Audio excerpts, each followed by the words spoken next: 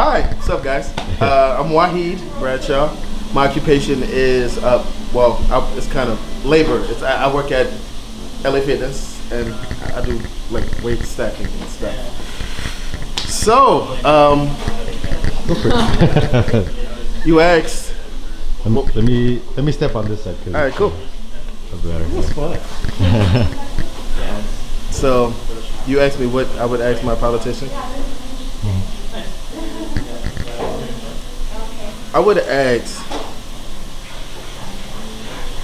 how come the 1% in the world, or if you combine all their profits, that's over $1 trillion. Why is there starvation? That's a good question. Okay.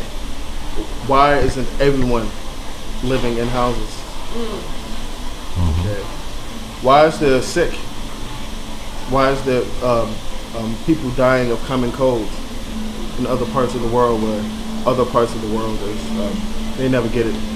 They have cures for everything, but nobody gets the cures because you don't have money. Why is that? You know. Hello, my name is Sam. Just Sam. I am a labor worker. I work as a busser, and I'm also working as a cashier. And something that I just recently found out is that about 50 years ago, the amount of workers who were white was over 90%. So the bussers, the cashiers, the servers, the cooks, everyone was white for the most part, and there was very few Latinos or anyone really. But then it slowly started to change as people started to come to America. The melting pot started happening, right? So when that started happening, slowly but surely, they started making laws that they started taking away the servers' tips and stuff. Or we're not taking them away, but taxing them.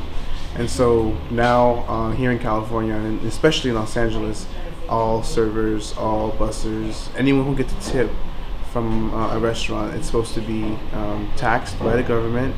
And not only that, but most restaurants, most corporations also, take a chunk of the change, which is a lot of money for us.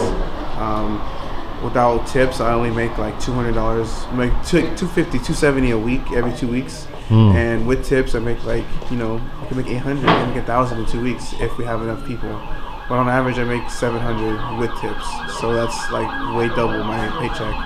And why I want to know is why does that kind of line up? Is it just a coincidence that all of a sudden, like, oh, we're not having a lot of, these kinds of people in our work environment, so we should just tax them because we feel like we can? So I'm wondering if that's a coincidence, or is that something that you guys did on purpose, and if you did, then it's kind of not cool. And so yeah, why'd you do that? Jeanette Preciado, film student, 27. I believe the whole aspect on ISIS at this point right now has just given us the glimpse of a veil that the U.S. has just kept the Muslims in repression and are continue to do so. There's so many wars that we can't really say that we've done any good of from these wars. So no more boots on the ground. We don't want boots on the ground. The drones, is it effective? At this point, we don't see that drones are effective. We're killing innocent families and people, civilians that are from Muslims and that are Muslims are being killed, and they're not a part of this whole epidemic of Muslims being repressed. And the U.S. really needs to check that out and stop, blinding us with other things that don't make sense. We don't care about, what's going on in the entertainment media. We want the truth. Hello, my name is Massimo Messino. I am 8 years old and I love to draw. And I've been seeing a lot of people on the streets without homes. What I want to ask to a politician is, what are you going to do about the people that don't have homes? And they should have homes. If I could ask my politicians anything, I would ask, how many times are you going to ignore teachers and try to continue to justify the Common Core as an actual way to judge education and success. De que, por ejemplo, que cambien ese gobierno porque nunca ha hecho nada por el país. Solamente ellos salen dueños de líneas de camiones y hasta de aviones y se olvidan de la gente. Eso ha trabajado el PRI en muchos años. Sí, era bueno que se cambiara ese partido. ¿Y de los braceros de lo que me estaba contando ahorita? De los braceros, pues ya nunca lo dieron, se negaron a darlo. Después dieron una parte al que tuvo comprobantes, pero ya fue el PAN el que dio el dinero. El PRI se negó que ya había hecho, ¿sabe qué tanto con ese dinero? Porque fueron muchos años. Y el 10% de los trabajadores lo entregó el gobierno cuando se acabaron de hacer, pero hasta después supimos. Entonces, pues ese gobierno nos ha hecho daño a todos, pero pues allá ellos son los que mandan.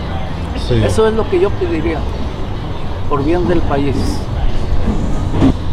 So if I could ask a politician anything, what I would ask them is, what is their track record on race relations? You know, within their constituency, you know, depending on what level of politician they are. You know, everyone sort of talks about, you know, reaching out to this group and that group, but once elected, you know, that rhetoric sort of goes away and they sort of do their own thing. So, you know, I'm more interested in what people's, don't tell me about what you will do, what have you done already? So race relations, yeah. Okay.